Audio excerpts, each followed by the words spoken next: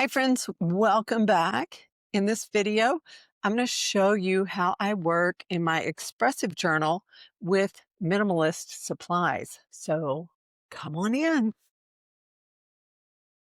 All right, this journal is the one that anytime I share a picture of it, gets the most comments about where'd you get that journal? What paper is that? Let's get that out of the way here at the beginning. This is a journal that I made. I took a workshop with a friend of mine from the guild here, and she taught us how to make these little journals. I did a little one, and then I made about 10 small ones, and then telling you the truth here, I had this fancy paper. You can see this deckled edge. It's 100% organic cotton that I'd had for a while, and it was very, very precious. So I decided to take all of it and make it into this journal.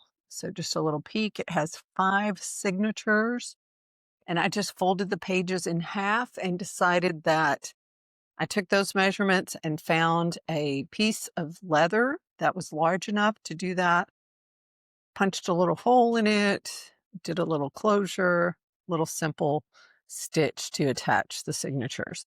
So that's how I made it. Now let's talk about the process of how I work through an expressive journal. So I'm gonna give you a little peek in here. This is what I love to do in the evening, so part of my creative meditative flow. And some evenings I feel drawn to letter.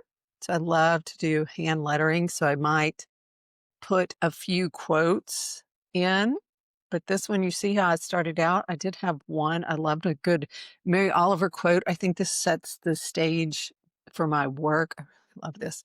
The most regretful people on earth are those who felt the call to creative work, who felt their own creative power restrictive and uprising, and gave it neither power nor time. And so I love this because part of what I do in my practice, this journal is a dedicated time that I get to almost every day. And what you'll see here, you see these background is really light. So all of the design on this left page was a second layer. So sometimes I will paint a bunch of the backgrounds. So this one had this weird painted background for a long time, and then I'll come back and add the lettering or something that I found onto it, or I'll come back and just do some types of automatic drawing and just some playfulness to just let my mind wander on the page. Sometimes I'll do both. So this one was a second layer of a doodle and then an additional layer of color. So I don't finish, I guess the point is I don't finish each page in one setting. So sometimes I'll just kind of work through painting some things, just getting something on the page. This one had circles for the longest time and nothing else. And then I came back and turned them into flowers. And then I came back and decided to make the background with these big chunky letters. And then just to pair this busy page with a very simple page. So I'll just kind of flip through and see what we're going here. This one was the background, and then I did the colorful leaves on top of it. This one, the background was very colorful. I drew the flowers and then painted over the background a second time. So you see the light value on the flowers was the first layer. The background was the second layer. Sometimes I will find little messages to me and I love to add them in here. I love to just play with my letters. I love to collect quotes in my books. This one was interesting. This page you can see looks really different. And as I was doing it, I remember thinking how ugly the way it was like coming together. And it just was not very beautiful. And so I tried out a brush pen on here and the lines were being wonky. So I decided to just embrace it and say, make ugly art. And then that turned into my newest course. So there's 10 steps to making ugly art. And this is where it came from. It came from working in my journal as I was thinking of how to make ugly art. And I know people in the comments are like, your art's not ugly. Being cheeky, y'all. It's a way to just get started. You don't worry about the outcome. You're just calming your mind and playing with it. I had different layers. So all the circles were the second layers. This was the first time I had worked on this type of paper. So I'm testing out some of my favorite supplies are not working well. I love the glaze pen, but it doesn't work well on this paper as far as like coloring in big blocks. That was not very successful. It was okay on the smaller parts, and for the lettering, that was fine. So there was more of our ugly art. I played with whatever showed up. So as you look through, you'll see many different things that show up. Some of these are things we were working on in the Elements of Design coursework that was with Journal Pod this year. So I would come here. Other times it would be just a prayerful meditation. So this is a combination neurographic work and the Lord's Prayer, and continuing to collect quotes. I love that mid-century modern kind of vibe, a little bit of the Jetsons there. But in my expressive journals, the important thing for me is to just relax my mind. I don't worry about them being, I'm not an urban sketcher. I'm not outside looking at buildings or landscapes and trying to do that. I am drawn to abstract, I'm drawn to line work, really drawn to using my art as a way to calm my mind. And so sometimes things show up, sometimes they don't.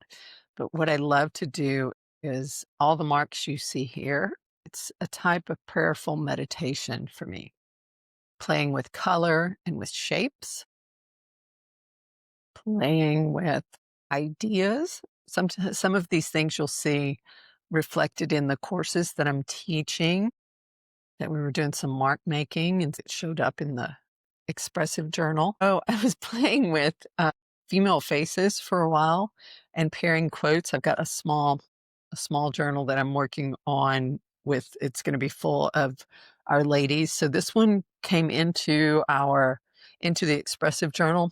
I just thought she was super funky. I love the weird hair. I love the uneven lettering. To me, this just sets my soul on fire. It lights up my brain. It's not for everybody. So you're going to do the type of art that soothes your brain or excites your neurons. Doesn't have to look like mine, that's for sure. And sometimes when I'm playing and I'm not trying to turn it into a thing, but I'm softening my brain. Sometimes things will show up when I come back and look. I'm like, these kind of look like women down here with the hair flowing up. So a little bit like a female shape there. More Mary Oliver, more Mary Oliver. And you can see as I flip through this, I see things that I was working on, the continuous line drawing. Somehow these animals showed up. And so then when I came back and I was adding a little more line work, I was like, oh, let's put some little eyeballs and make those really look more like ears. Sometimes playing without color is interesting. Sometimes a little bit of a layout work of like, how would I do a little graphic design here? So a little more thoughtful. Other times, very intuitive. So yeah, this is how I work. Just having things show up, exploring line and color. I think we might come back into that. Like I said, sometimes they don't work out. I was getting ready for, what was I about to, I do a live cohort of the Creative Meditative Flow series. And so I was like playing in my journal, capturing some ideas.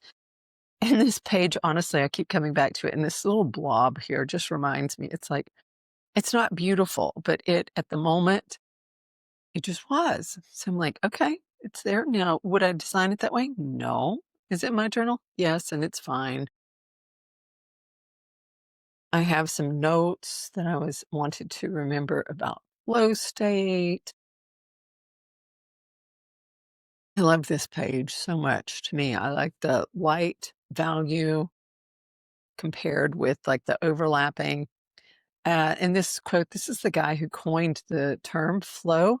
One of the most frequently mentioned dimensions of the flow experience is that while it lasts, one is able to forget all the unpleasant aspects of life.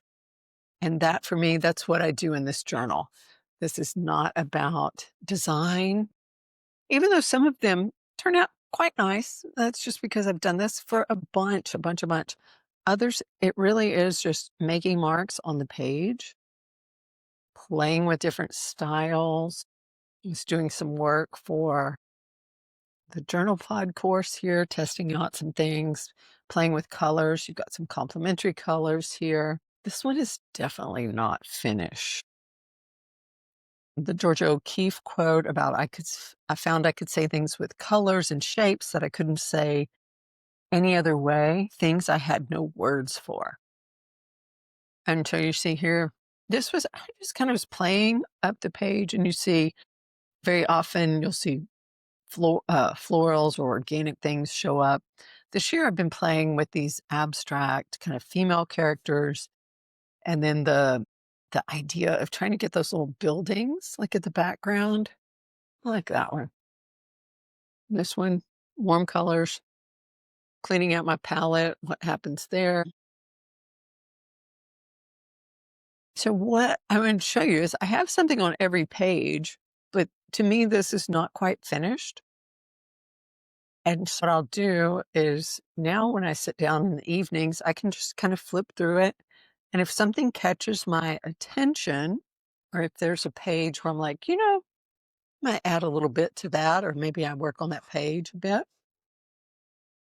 And then I will grab my paints and I'll get started on it. So you can see this is one that I come back to many times. And I've got some notes and a little closing. So if we look for a page that we might work on. So this is our little flowers, and we've got a little bit here.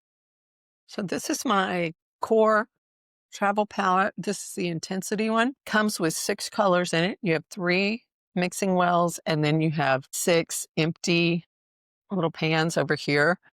I'll use this for water or mixing. And you can see this is a well-loved palette. I actually bought the tube paint, so I refill this whenever I run out of those paints or they get kind of low. So this is been my favorite color palette this year. Like if I'm not working on like in location, so I'm here in my studio, so I can put a little extra water in there.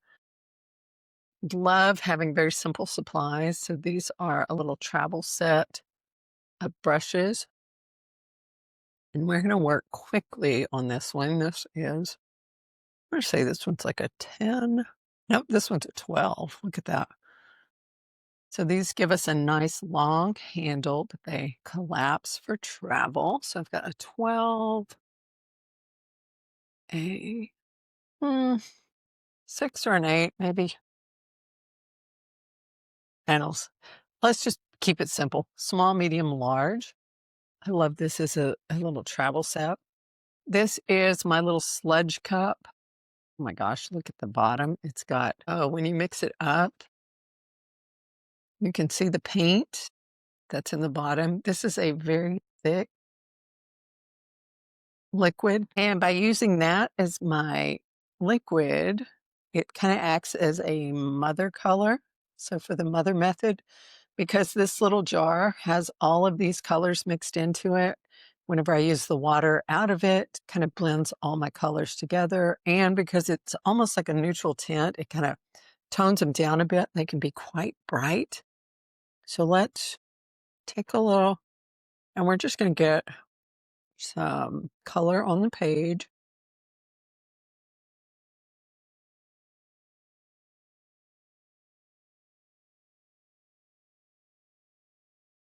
And I really do just love to explore.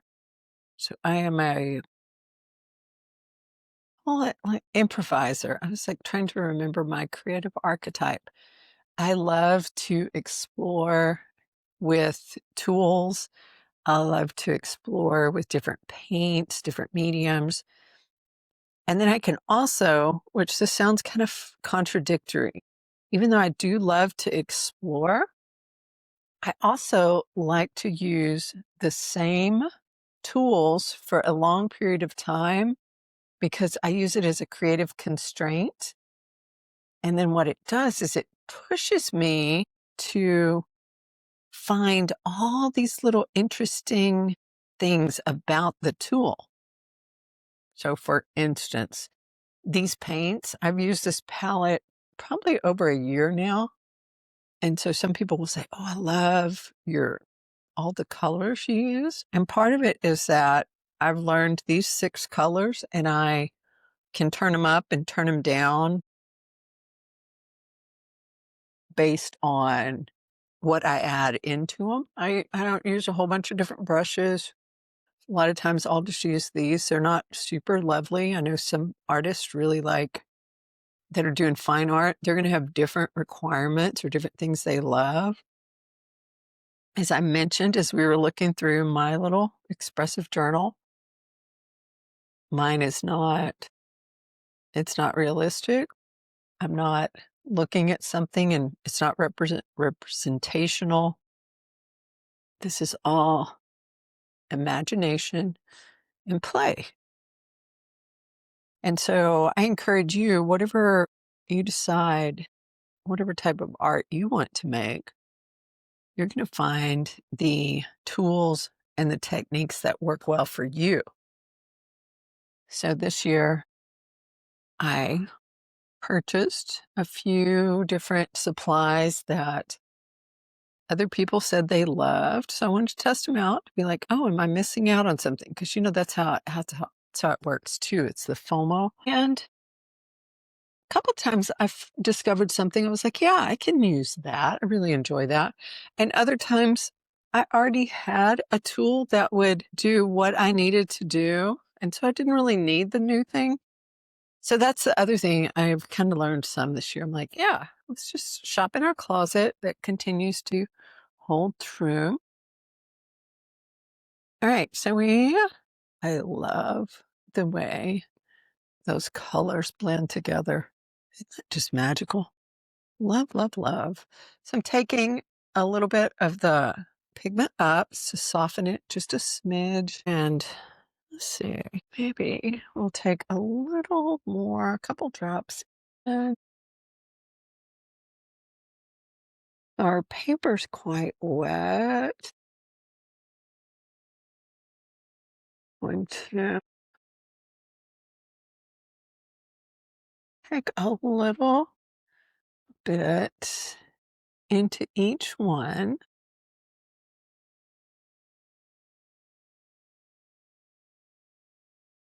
Let's see, I was getting too fussy with that. Let's not get that fussy. There we go. Let's just take that in and then we'll give it a bit of the yellow. And then I'll just tap a bit of that up to kind of blend it. Oh, that's lovely. Okay, there we go.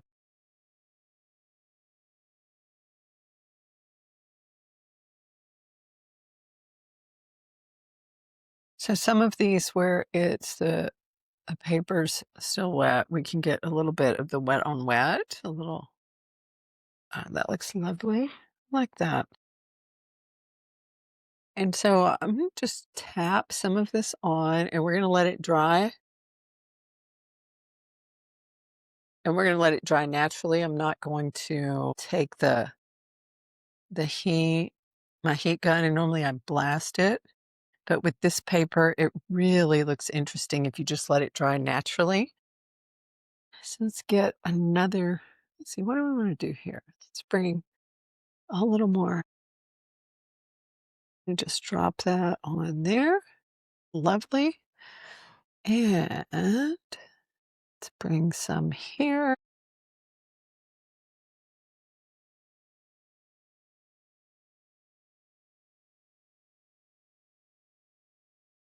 And on this one, we're going to grab a little. And so what you see here, sometimes depending on how much it's dried on the first layer, will determine what that second layer looks like. So I can get a little tighter in here because it had dried a little bit more. And some of it's going to pull into the center, and that's fine.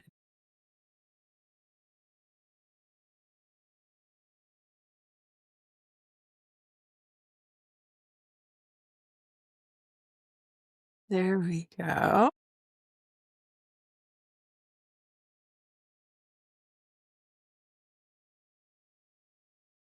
And this one did not do what I was thinking it would do. So I do want it a little bit lighter. So I'll take and I'll lighten that up a bit. That's pretty good. So that looks pretty good. So we're gonna just smudge this in and we're gonna let this dry and then I'll come back and show you how I'd add one more layer of embellishments on here. I haven't done much of that in this journal, so we'll grab some of our gel pens and we'll play with that. So we're gonna let that one dry. This caught my eye. So we want to do work and every heart. And what color do I want those to be? You know what? We're going to take work into, let's see, we want it to be a little bit of a contrast. So we're going to mix up kind of a bluish turquoise. Let's see, grab a little bit of our yellow. Got to be careful so it doesn't turn too green. It's pretty green.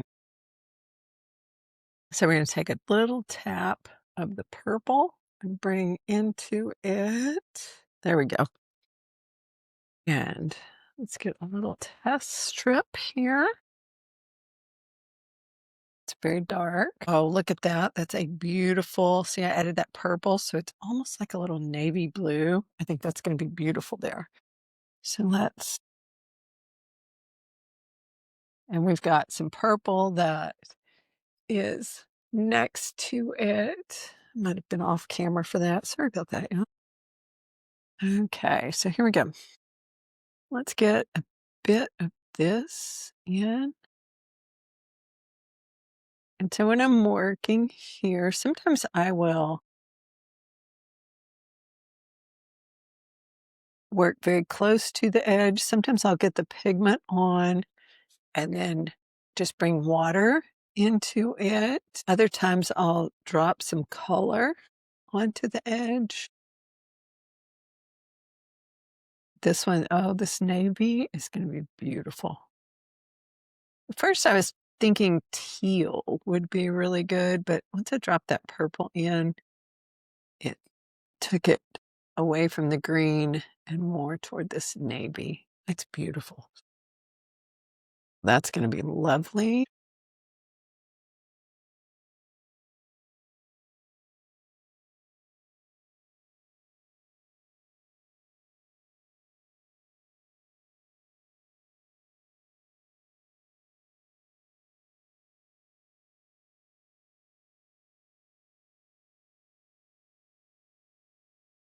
And this, mixing the paints like this comes because I've used this same palette pretty much for everything all year. I'm working on a little color course that we will use this for learning all of our colors because I think they're quite delightful. They're very vibrant. You can make them very, very bright, but they have a wide range. When you learn how to mix them, you learn. We played with it in Journal Pod this year, and it was fantastic. And then once we get embellishment on that, we'll make work pop. And then I'm going to switch over to the smallest brush, and we're going to do every heart in the orange in the orange. And this is the quinacridone magenta. It's lovely. And sometimes what I like to play with, let's say, sometimes my mind will settle in and it'll just be fine playing with one color. Other times it will want to kind of blend one into the next. And that's okay too. So you kind of, this is why part of what we did in the color course is what we're going to do, right? Because once you understand what your colors do with each other, then you can know which ones you can put together and you get your expected outcomes. So I think some people are afraid to mix their colors because they're going to get the mud, and the mud is just a beautiful neutral. And the reason I think some people rebel against that, they want the brighter colors, but then they get this neutral and they're like, wait, what happened? And so they think they're doing something wrong, and it's really just not understanding how the colors work together. We had a blast mixing the colors and understanding. Now, some of you might not like to mix colors, and that's fine. There's so many convenience colors you can use. But if you like to travel with a smaller palette, then some information on knowing how to mix the colors, then you can take very few supplies with you and you can get a wide range of colors to play with.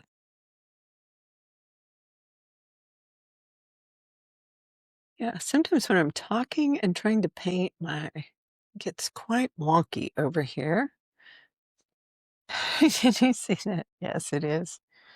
Yeah, you don't have to drop that in the comments. I know it's wonky. Right? And this is just how I do things in my journal. This is not the only way.